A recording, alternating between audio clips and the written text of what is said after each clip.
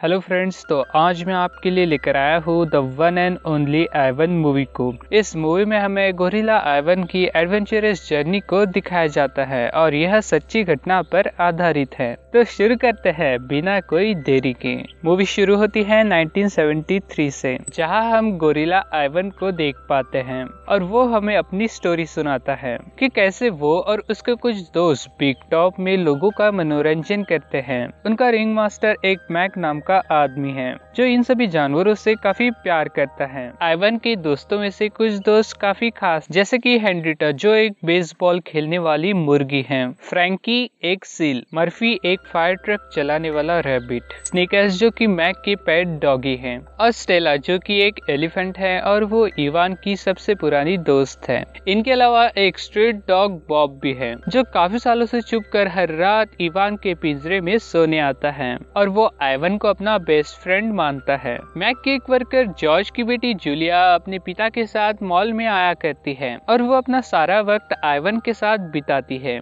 एक दिन मैक की बातों से आइवन को पता चलता है कि उनके शो से इतना पैसा नहीं आ रहा कि वो ये मॉल को चला सके, कि जल्दी वो ऐसा कुछ करेगा जिस कारण से शो की पॉपुलैरिटी बढ़ जाएगी। स्टेला भी उसका साथ देने के लिए तैयार हो जाती है। अगले दिन आइवन बहुत जोर लगाता है लेकिन देखता है कि अभी भी शो में बहुत कम लोग हैं। मैक का सिक्योरिटी गार्ड कैस्टिलो बॉब को पिंजरे से निकालने की कोशिश करता है लेकिन आइवन को देखकर उसकी हिम्मत नहीं होती। आगे जूलिया कुछ क्रेयॉन्स और एक पेपर देती है क्योंकि उसे लगता है कि आइवन को ड्राइंग में इंटरेस्ट है। आइवन शीशे पर एक बिटल को देखता है और उसे देखकर वो उसकी ड्राइंग बनाता है। बॉब को समझ नहीं आता कि उसने क्या बनाया है, लेकिन वो उसकी ड्राइंग स्किल्स को देखकर इम्प्रेस हो जाता है। अगले दिन जूलिया फिर से वहां आती है और उसे आइवन की ड्राइंग दिखती है। वो ये अपने पिता को भी दिखाती है और बताती है कि आइवन ने एक बिटल को बनाया है। आइवन ये देखकर हैरान होता है कि जूलिया मेरी ड्राइंग को समझ सकती है। काम कम होने की वजह से बाकी सब दुकानदार धीरे धीरे मॉल छोड़कर जाने लगते हैं और इस बात से मैक परेशान हो जाता है। एक दिन उसे एक फोन आता है जिसे सुनकर वो बहुत एक्साइटेड होता है। बॉब स्निकर से मिलने जाता है जहां वो उसे बताती है कि आज का शो कैंसिल हो चुका है क्योंकि एक नया एनिमल उनके बीच आ रहा है। लेकिन ये सब वो बॉब को सीक्रेट रखने के लिए कहती है ताकि बाकी एनिमल्स को परेशानी ना हो। लेकिन बाहर निकलते ही बॉब सबको बता देता है और उन्हें लगता है कि शो की पॉपुलैरिटी गिरने के कारण मैक किसी को रिप्लेस करने वाला है। पता चलता है कि वो नया एनिमल एक बेबी एलिफेंट है जिसे मैक स्टेला के साथ रखता है। मैक उसका नाम रूबी बताता है और उसे यकीन है कि वो इस शो में नई जान डाल देंगी। आइवन रूबी से इरिटेट होने लगता है क्योंकि वो बहुत सवाल पूछा करती है। अगले दिन मैक आइवन की परफॉर्मेंस को बीच में ही काट कर रूबी को इंट्रोड्यूस करता है और ये देखकर आइवन को बहुत दुख होता है। स्टेला और रूबी की जोड़ी से यह शो फिर से चलने लगता है। मैक रूबी का फोटो भी पोस्टर में लगा देता है। आइवन और बॉब ये सब देखकर जलने लगते हैं। एक दिन जूलिया देखती है कि स्टेला के पैर में कुछ प्रॉब्लम है। मैक उसे चेक करता है और उसे दवाई देने को कहता है। रात को रूबी की जिद करने पर स्टेला अपनी स्टोरी सुनाती है कि कैसे जब वो छोटी बच्ची थी तब वो एक बड़े से गड्ढे में गिर गई थी। वहाँ एक लड़की ने आकर उसकी मदद की थी। कैसे बाहर की दुनिया में सब लोग आजाद रहते हैं, वहाँ पेड़ पौधे, पहाड़ और झरने हैं। आइवन भी ये सब सुन रहा था और वो भी इस तरह की लाइफ के बारे में सोचने लगता है। अगले दिन स्टेला शो में नहीं जा पाती और मैक अकेले ही रूबी को भेजने लगता है। रूबी डर जाती है और ये देखकर आइवन को उस पर तरस आता है। वो उसका कॉन्फिडेंस बढ़ाने के लिए उसकी तारीफें करता है और रूबी बाहर जाकर शानदार परफॉर्मेंस देती है। रात को रूबी की रिक्वेस्ट करने पर आइवन भी अपनी स्टोरी सुनाता है कि वो बहुत छोटा था जब मैक और हेलन ने उसे अडॉप्ट किया था। उसने उनके साथ बहुत अच्छा वक्त बिताया और वो उसे एक बच्चे की तरह रखते थे, लेकिन धीरे धीरे वो बड़ा होता गया और उसकी वजह से उनका काफी नुकसान होने लगा। मैक को इससे कोई प्रॉब्लम नहीं थी, लेकिन हेलन एक दिन इन सब से परेशान होकर उन दोनों को छोड़कर चली गई, जिसके बाद मैक मुझे यहाँ लेकर आया और तब से वो यही रहा करता है। आइवन देखता है कि रूबी सो चुकी है और तब स्टेला उससे एक रिक्वेस्ट करती है। वो कहती है कि रूबी अब बहुत छोटी है और वो नहीं चाहती कि वो अपनी पूरी लाइफ इस पिंजरे में बिता दे। वो आइवन से उसे यहाँ से भगाने के लिए कहती है ताकि वो एक फ्री लाइफ जी सके। आइवन उससे प्रॉमिस करता है, लेकिन देखता है कि स्टेला मर चुकी है। मैक और बाकी सारे जानवर उसकी मौत से काफी दुखी होते हैं। आइवन देखता है कि मैक जबरदस्ती रूबी को परफॉर्म करने के लिए कह रहा है, लेकिन उसे यह नहीं दिखाई दे रहा कि वो बहुत थकी हुई है। रोजर और जूलिया भी उसे रोकने की कोशिश करते हैं, लेकिन वो किसी की भी नहीं सुनता और ये देखकर आइवन को बहुत गुस्सा आता है और वो रूबी को यहाँ से निकालने की ठान लेता है। वो बॉब को बताता है कि हाईवे की दूसरी तरफ जंगल है जहाँ वो फ्रीली रह सकते हैं। वो कुछ ड्राइंग्स बनाता है जिसमें एक चाबी भी है और उसे यकीन है कि जूलिया उसकी ड्राइंग को समझकर उसकी मदद करेंगी। और अगली सुबह वो जूलिया को अपनी ड्राइंग्स दिखाता है और इससे पहले कि जूलिया कुछ समझ पाए, मैक उस ड्राइंग को देख लेता है और उसे अपने शो के लिए एक नया आइडिया मिल जाता है। वो हर तरफ एडवर्टाइज करता है कि अब इवान ड्राइंग भी करना सीख चुका है और ये सब सुनकर शो में वापस से भीड़ लग जाती है। शो में मैक के बहुत कहने पर भी इवान कुछ भी ड्रॉ नहीं करता और वो वहाँ से चला जाता है और उसके मन में तो सिर्फ स्टेला के वादे को निभाने की चिंता हो रही होती है। मैक उसे समझाने की कोशिश करता है और उसे वहाँ बॉब दिख जाता है और वो तुरंत कैस्टिलो से उसे बाहर निकालने के लिए कहता है, नहीं तो वो उसे नौकरी से निकाल देंगे। और यह सुनकर आइवन एक प्लान बनाता है। वो बॉब को कैस्टिलो के पास भेजता है। बॉब उसे अपने पीछे लगाकर आइवन के पिंजरे तक ले आता है। कैस्टिलो देखता है कि आइवन सो रहा है और तब वो गेट खोल अंदर आता है और तभी आइवन उसके पीछे आ खड़ा होता है और उसे देखकर आइवन बेहोश हो जाता है और आइवन उसकी चाबी की मदद से सभी जानवरों को बाहर निकाल लेता है।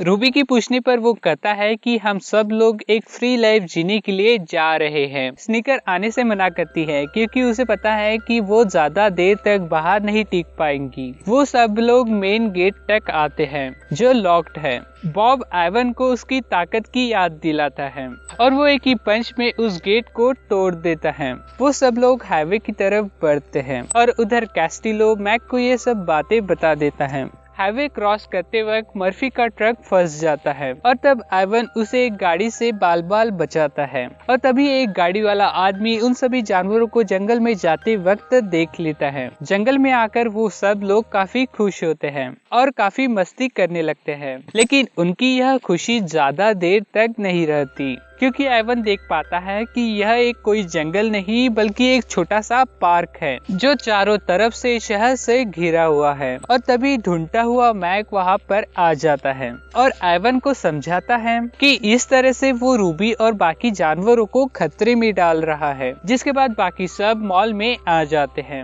मैक कैस्टिलो को निकाल देता है और रोजर से कहता है कि हमें इस बात को सीक्रेट रखना होगा, नहीं तो लोग हमेशा के लिए यह शो बंद करवा देंगे। आइवन रूबी से माफी मांगता है क्योंकि वो अपना वादा पूरा नहीं कर पाया। रूबी उसे असली जंगल के बारे में पूछती है और तब आइवन अपने बचपन के बारे में बताता है जब इंसानों ने उसे पकड़ा था और तब वो अपनी फैमिली के साथ खुशी खुशी जंगल में रहा करता था और उसे कीचड़ से पेंटिंग बनाना काफी पसंद था। उसके पिताजी उसे एक बहादुर गोरिल्ला बनाना चाहते थे, लेकिन वो उनकी बातों पर बिल्कुल भी ध्यान नहीं दिया करता था। उसका सारा टाइम या तो ड्राइंग करने में जाता था या तो फिर अपनी बहन टैग के साथ खेलने में। एक दिन जंगल में कुछ हंटर आए। उसके पिता ने उसे बचाने की बहुत कोशिश की, लेकिन आखिर में हंटर ने उसके पिताजी को मार ही डाला और उसे पकड़ कर शहर में ले आए, जहाँ मैक ने उसे अडॉप्ट कर लिया। और यह सुनकर बॉब इंसानों को शैतान कहता है, लेकिन तब रूबी कहती है कि सारे इंसान बुरे नहीं होते क्योंकि बचपन में स्टेला को भी एक लड़की ने ही बचाया था और जूलिया भी उनका बहुत ध्यान रखती है। और अगले दिन जूलिया आइवन को कुछ कलर्स देती है और उसे अपनी बनाई हुई ड्राइंग्स को दिखाती है और वो उससे कहती है कि उसे पता है कि आइवन एक आर्टिस्ट है जो अपनी ड्राइंग से अपनी फीलिंग्स को शेयर करता है। उसके जाने के बाद अचानक आइवन को एक आइडिया आता है और वो जूलिया की दिए हुए कलर से एक पेंटिंग बनाना शुरू करता है। अगले दिन मैक फिर से शो शुरू करता है, जहाँ पर एक रिपोर्टर जानवरों के भागने के बारे में पूछती है। वो कहता है कि यहाँ सब बिल्कुल ठीक है और वो अपने शो की रिकॉर्डिंग करने के लिए उन्हें इनवाइट करता है। जूलिया अपने पिताजी की लाइटिंग में हेल्प करती है। एक एक करके सभी जानवर अपनी परफॉर्मेंस देते हैं और एंड में आइवन की बारी आती है और जैसे ही पर्दा हटता है रिपोर्टर और लोग हैरान हो जाते हैं और मैक भी पलटकर देखता है और हम ये देख पाते हैं कि आइवन ने जंगल की ड्राइंग को बनाया है। जूलिया समझ जाती है और अपने पिता को बताती है कि इवान यहाँ से निकलकर जंगल में जाना चाहता है, लेकिन जॉर्ज कहता है कि वो उसकी इसमें कोई भी हेल्प नहीं कर सकता। और तब जूलिया उस रिपोर्टर से मदद करने के लिए कहती है और देखती देखती यह खबर हर तरफ फैल जाती है। लोग मॉल के बाहर प्रोटेस्ट करते हैं कि जानवरों को आजाद कर दिया जाए और अब आइवन भी समझ जाता है कि उसका प्लान कामयाब रहा है। मैक भी फाइनली गिव अप कर देता है और सभी एनिमल्स को वहाँ से शिफ्ट कर दिया जाता है। सभी जानवर एक दूसरे से अलविदा करते हैं और आइवन रूबी को बताता है कि अब से वो एक बेहतरीन लाइफ जीने वाली है। बॉब भी आइवन से आखिरी बार मिलने आता है और तब आइवन उसका एक टॉय उसे गिफ्ट देता है। एंड में मैक भी उससे मिलने आता है और आइवन को उसकी एक तस्वीर दिखाता है और आइवन भी उसे अलविदा कहकर अपनी नई लाइफ की ओर आगे बढ़ जाता है। आगे वो एक कमरे में उठता है और वो चारों तरफ दीवारें देखकर एग्रेसिव हो जाता है और तभी एक डॉक्टर आकर उसे यह बताती है कि वो यहाँ नहीं बल्कि कहीं और रहने वाला है। जिसके बाद वो एक शटर को ओपन करती है, जिसके बाद वो ये देख पाता है कि हरा भरा जंगल उसकी आंखों के सामने है। पता चलता है कि ये एक एटलांटा जू है और उन सभी जानवरों के लिए यहाँ अच्छा एनवायरनमेंट है। और वहाँ आइवन अपनी जैसे बाकी गोरिल्लास को देखता है और भागकर एक पेड़ पर चढ़ जाता है और वहाँ से वो कुछ हाथियों का झुंड देख पाता है और वहाँ से वो रूबी को देख पाता है जो अपने साथियों के साथ मजे से खेल रही होती है और इस तरह उसने अपना स्टेला को दिया हुआ वादा पूरा कर दिया और यहाँ वो रूबी का भी ध्यान रख सकता है। और इसी के साथ यह मूवी यहीं पर खत्म हो जाती है। तो दोस्तों यह स्टोरी एक आइवन नाम के एक रियल गोरिल्ला की है जिसे ड्राइंग का काफी शौक था और उसने भी अपने कई साल इन बंद पिंजरे में बिताए और आखिर में वो अपनी सही जगह पर पहुंच गया था। को यह वीडियो कैसा लगा? अगर अच्छा लगा होगा तो लाइक एंड सब्सक्राइब जरूर कीजिए। मिलते हैं अगले वीडियो में, तब तक के लिए अलविदा।